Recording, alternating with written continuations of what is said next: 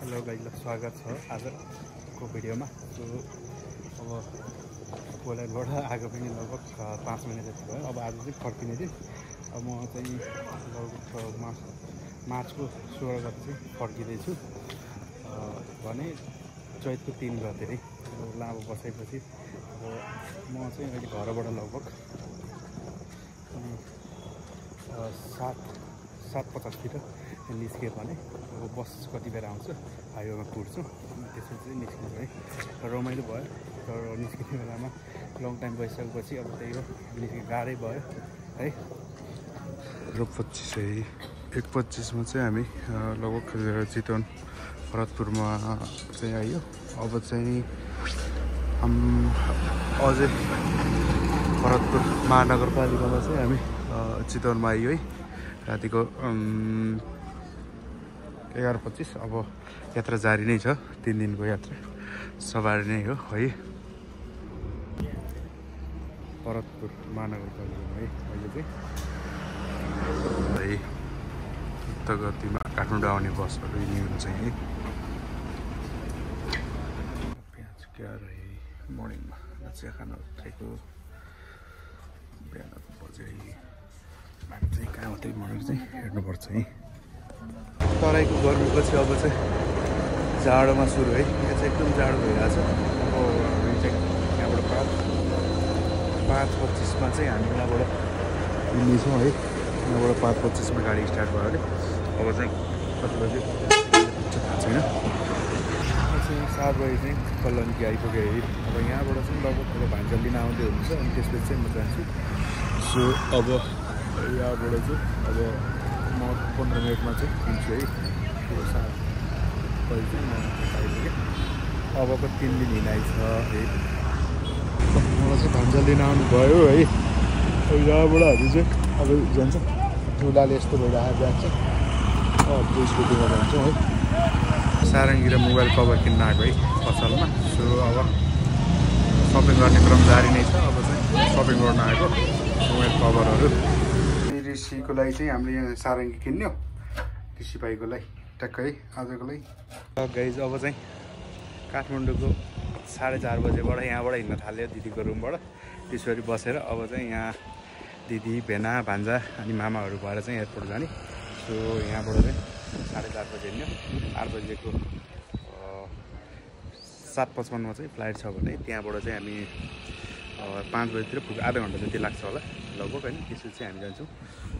अहिले चाहिँ म काठमाडौँमै है उपत्यकामा राजधानीतिर। सो अब यहाँबाट दिदीहरू जम्म रेडी भएर बस्नु आएको छ। पेना है दिदी लडक। अब यहाँबाट चाहिँ जान्छौँ एयरपोर्टतिर। गाडी पुगिरहेको है। अब हामी चाहिँ ट्याक्सीमा जान्छौँ। सो चाहिँ ट्याक्सीमा बसेर हामी चाहिँ लाग्यो। टाइम चाहिँ कति लाग्छ थाहा छैन। अब यहाँबाट लगभग आधी घन्टा त कम्तीमा पनि लाग्छ होला। त्यहाँबाट चाहिँ अब बस्दै हुनुहुन्छ। अब यहाँबाट टक्का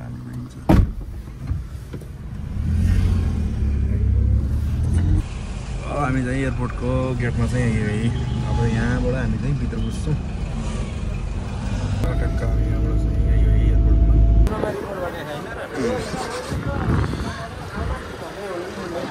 वेटिङमा है भान्जाल चाहिँ पार्किङमा भेटाएको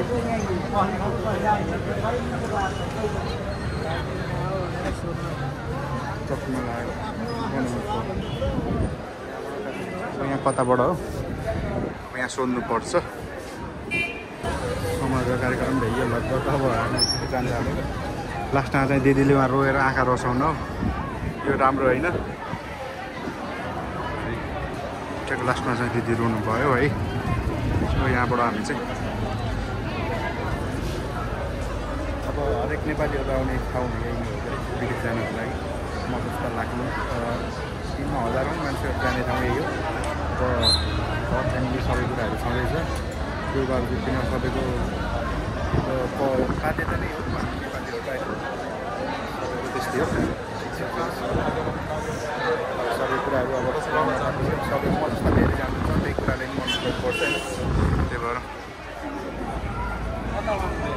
ल मामा अब लाग्यो 2 वर्षपछि फेरि भेट। है त ल हजुर ल भन्छ अब 2 वर्षपछि फेरि के भन्नुहुन्छ ठिक छ फाइनली बोर्डिङ पास चाहिँ भयो है सामानहरू एक ठाउँ चाहिँ रोक्यो है भित्र लगेर एकछिन राख्यो सो अहिले चाहिँ ठिक छ गरी एकछिन पुलिसले लगेर चाहिँ भित्र राख्यो सो अहिले चाहिँ भित्र लास्टमा चाहिँ छोडिदियो है अब यहाँबाट लगभग 7:55 उडाउँछ टाइम चाहिँ एक्युरेट टाइम भन्नुपर्दा कति भयो यहाँ चाहिँ घडी हेर्नुपर्छ है सो अब राम्रै आयो अलिअलिहरूले पनि फोन गरेर जानुभयो अनि अब यहाँबाट आफ्नो यात्रा है अझै लेट भइरहेको छ चाहिँ लेट भयो यहाँबाट चाहिँ फ्लाइट 7:55 जाने भनेको अब हेरौँ कति बेरसम्म बस्नुपर्छ सो कति बेरसम्म टिकट भनेर बसमा बस्नु पऱ्यो ल ल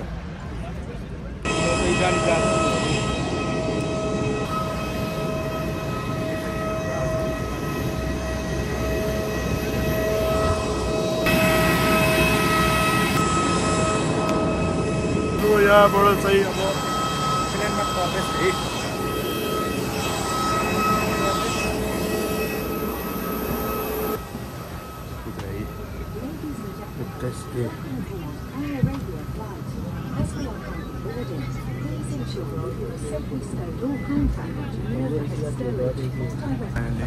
पहिलोचोटि बस्छु के छ यहाँ छैन पहिलोचोटि अनुभव लियो पानी जानेको चाहिँ लास्टमा चाहिँ अहिलेलाई चाहिँ बस्यो लेट चाहिँ 1 घन्टा जति लेट भयो है जतिसम्म परेन चाहिँ त्यति नै होला है लगाइ चाहिँ ब्लगहरू भन्दै गर्छु रुम नपुग्नेसम्म मेरो 3 दिनको यात्रा लगातार छ 45 घन्टा गाडीको यात्रा महिनापछि चाहिँ छोड्यो है काठमाडौँ लङ टाइमपछि काठमाडौँ छोड्यो है सो अब फेरि आइन्छ ब्याक भयो चाहिँ फेरि सो गाइज ल त्यही हो जिन्दगी हामी जस्ता धेरै मान्छेहरू हो सो छोड्नै पर्यो केही छैन सो दिएको है दिएको छ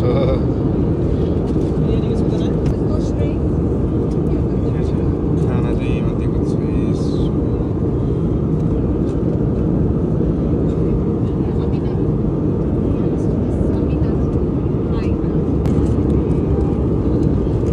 यहाँ हेरौँ स्यान्डविच पानी बसतिर चाहिँ हामी लगभग 4 जति आयो है रातिको दृश्य हो भने हामी चाहिँ 1:30 बजीतिर 4 जतिर आइयो सो अब चाहिँ बाहिर उत्रिनेछौँ उत्रिँदा लगभग 2 बज्छ होला है तर नेपालको टाइमिङ चाहिँ एयरपोर्ट चाहिँ फाइनली उत्रियो है सो यो प्लेनलाई चाहिँ धन्यवाद है 3 बज्यो है राति कति टाइमै गएको छैन त किन हो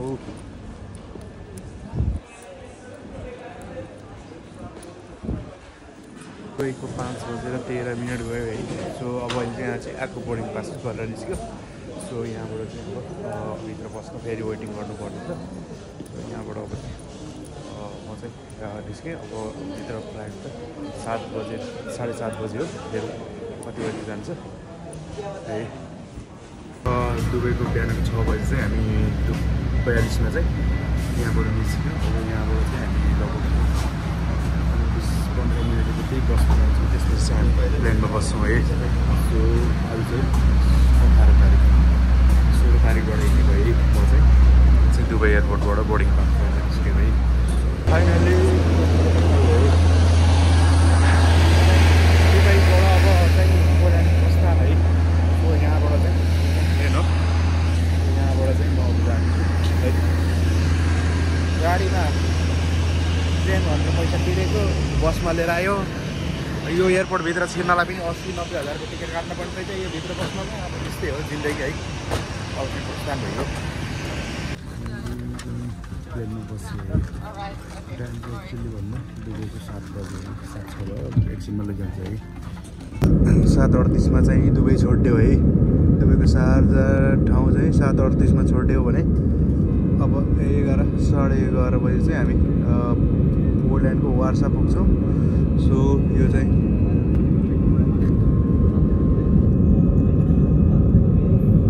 शारजा है यो हाइवे भयो यो बाटो त म कति हिँडेको छु सो गाइस हामी छ दुबई चाहिँ है ويسعدنا خدمتكم طوال مدة الرحلة. ولأن بعضنا سيحدث سوف تشارككم بعض التفاصيل المهمة حول رحلة اليوم.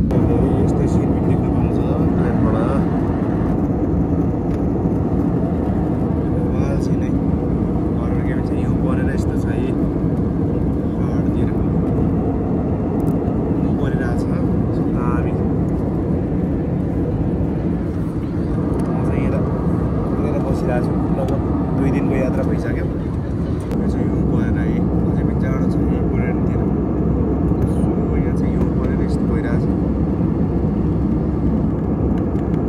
हामी यो चाहिँ अझै पनि चपिङ एयरपोर्टको नजिक लगभग आइपुग्न थाल्यो सो यहाँ चेक छ त काँटे बाटो अप्ठ्यारो परेछ क्या के हो चेक छ त हो किन हो बाटो अप्ठ्यारो परेछ क्या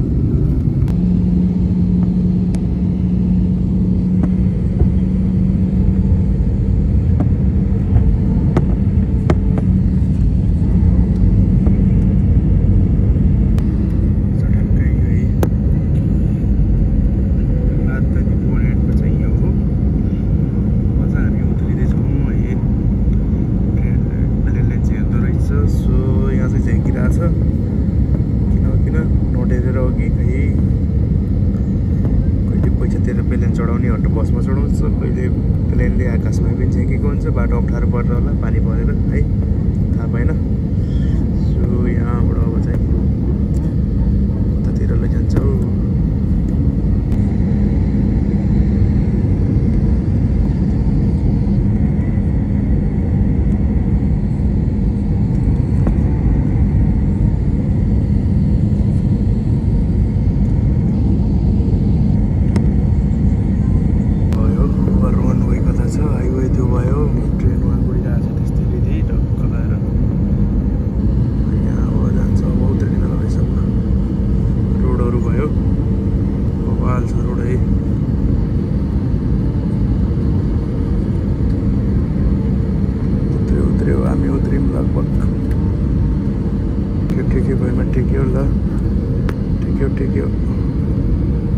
टेक्या छैन अझै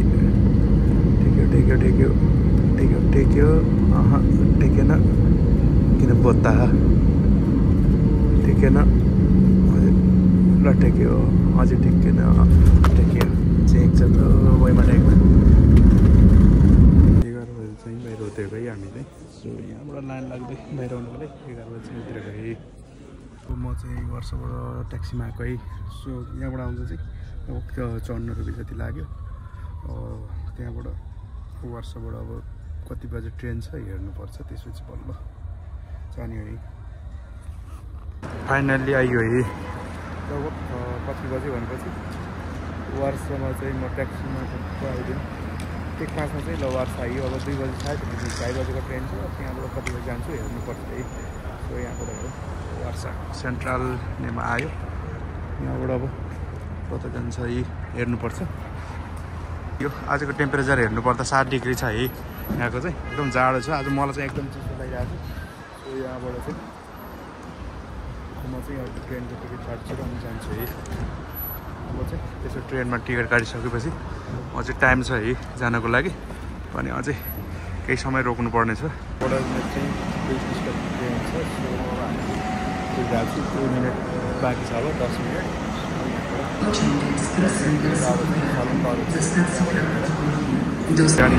चाहिँ ट्रेन चाहिँ यो है यो बाटो हुँदै अब चाहिँ तरुणतिर है चाहिँ ट्रेन ढिला भएर है सो 1.5 घन्टा ढिला भयो अनि ट्रेन नबन्ने भएर चाहिँ हामी अर्को ट्रेनमा जाँदैछौँ सो यहाँ चाहिँ नभाषा हो नि है झ्याउ भयो यो ट्रेन बिग्रेर यहाँ 3टा बसहरू निकालेको छ 3टा बसहरूलाई चाहिँ लग्छ है हामीहरूलाई चाहिँ हेरौँ अहिले चाहिँ म ठ्याक्कै 8:45 भयो है यहाँको चाहिँ नेपालको चाहिँ 14 भनेपछि नेपालको 2 बजे है 18 गते 16 गते हिँडेको मान्छे 18 गतेको लगभग नेपालको 2 बजे चाहिँ म बल्ल यहाँ बस्ने ठाउँको स्टेसनमा आइपुगेँ सो यहाँबाट अब चाहिँ रुममा जानको चाहिँ अब चाहिँ ट्याक्सी बुकिङ गरेर जानुपर्ने हुन्छ सो ट्रेनहरू बिग्रेर आज यति दुःख पाइयो है बसले लिएर आएको छ यहाँबाट चाहिँ अब ट्रेनमा अब फेरि बसमा गएर बल्ल अब ट्याक्सीमा गएर बल्ल रुम पुग्छ है बोर्ड बुकिङ गरेँ है यहाँबाट अब कति मिनटमा आउँछ है यहाँ चाहिँ कुर्नु पर्ने हुन्छ यो CG 83 नम्बरको चाहिँ गाडी आउँदैछ है फाइनली चाहिँ आइयो है जति दुःख भए पनि घरमा चाहिँ आइयो 5 महिनापछि र रुम जानु पर्यो